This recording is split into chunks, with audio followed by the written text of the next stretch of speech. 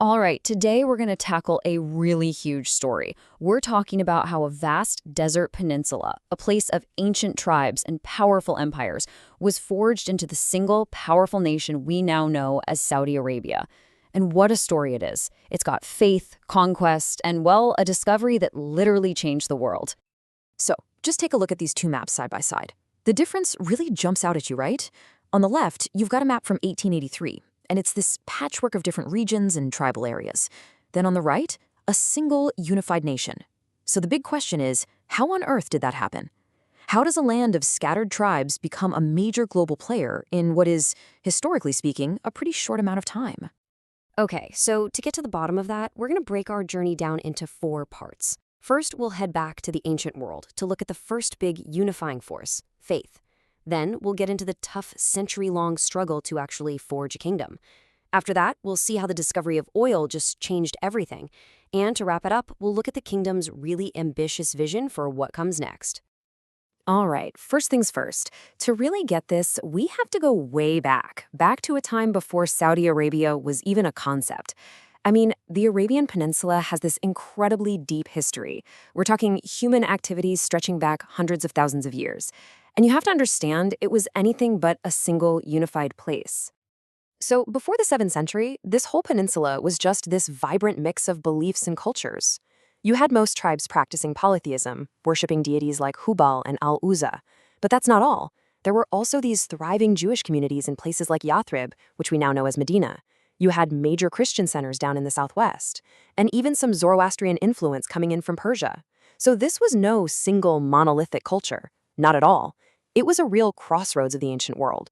Okay, so what was the first thing to actually unite this incredibly diverse land? Well, it was the rise of Islam. This was the absolute game changer. In the early 7th century, from Mecca and then Medina, the Prophet Mohammed managed to bring all these different, often warring tribes together under one banner. He created a single community, a single religious state, and this was the very first time in history that it happened. But what happened next is really fascinating and a little bit ironic. As you can see from this map, Muhammad's followers just exploded out of Arabia. They conquered these huge territories at an incredible speed. And here's the paradox. The bigger the Islamic world got, the less important Arabia itself became politically. The center of power moved away. And for the next 1,000 years or so, the peninsula itself kind of went back to being that old patchwork of local rulers. Okay, so now we're going to hit the fast forward button and jump ahead by centuries, all the way to the 1700s. Because after all that time being fragmented, a powerful new alliance is about to form right in the heart of Arabia. And this alliance, well, it's going to lay the groundwork for everything that comes next. And this is the pact that really kicks everything off. We're in 1744, and you have two key figures. First, Mohammed ibn Saud, a local ruler from Daria. He's got the political power, the military might. Then you have Mohammed ibn Abdul Wahhab, a religious leader who's calling for a return to what he sees as a purer form of Islam.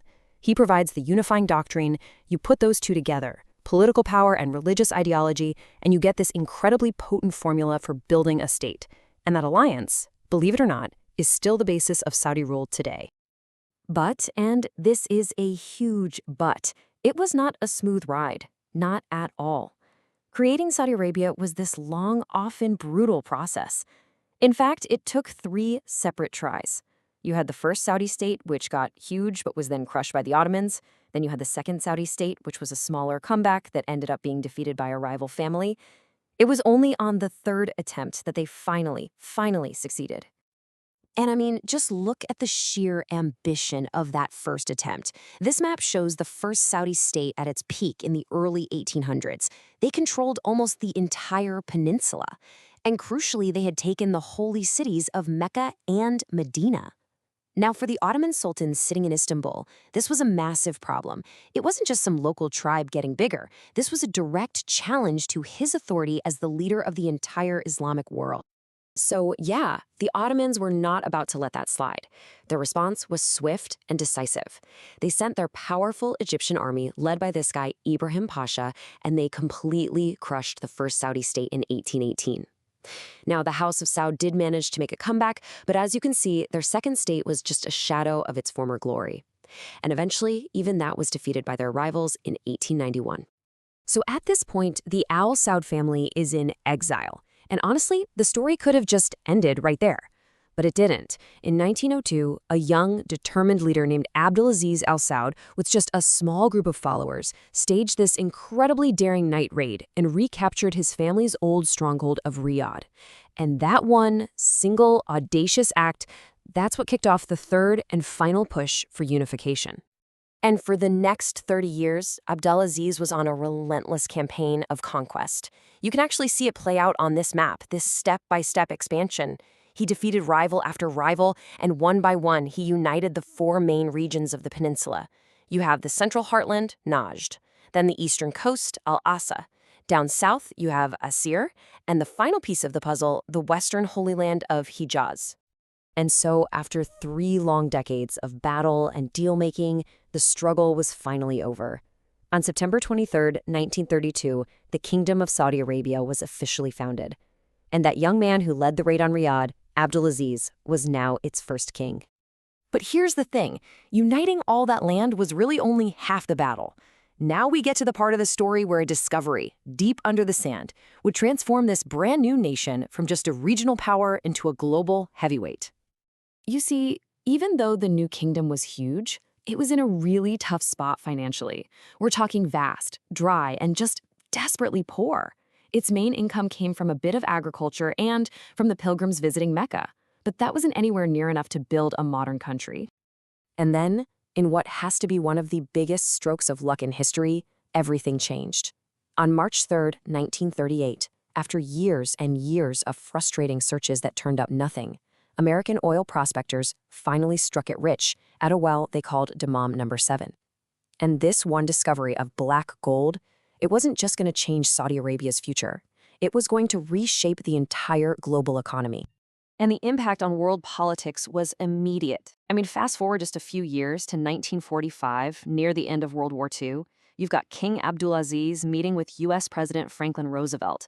And on that ship, the USS Quincy, they sealed a deal that has defined global politics ever since. It was simple, really. American military protection for the kingdom in exchange for a reliable supply of oil for the world. That was the trade. And that brings us to our final section. We're moving from that age of oil into the modern era. We're going to look at the kings who came after the founder and at the kingdom's huge, ambitious plans for its future.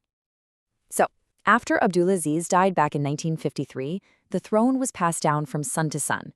You had King Faisal, who used all that new oil money for a massive modernization push. Then King Fahd, who had to navigate the huge crisis of the First Gulf War. King Abdullah followed, and he introduced some cautious social reforms. And that brings us to the current king, Salman, whose reign has really been defined by the rise of his son, Crown Prince Mohammed bin Salman. And it's under his leadership that the kingdom is trying to pull off another massive transformation. It's all guided by this plan called Saudi Vision 2030. And the goal, really, is to do something that once would have seemed totally impossible, to completely rewire the country's economy and society so it's not dependent on oil anymore, to prepare for a future where oil is no longer king. So we kind of end up back where we started. When you look at it, the history of Saudi Arabia is a story of these huge unifying forces. First, it was unified by faith. Then it was forged together by the sword. And then it was completely transformed by oil. So the big question now, as the whole world is changing, is this. What's the next great unifying force going to be? What will define its next chapter?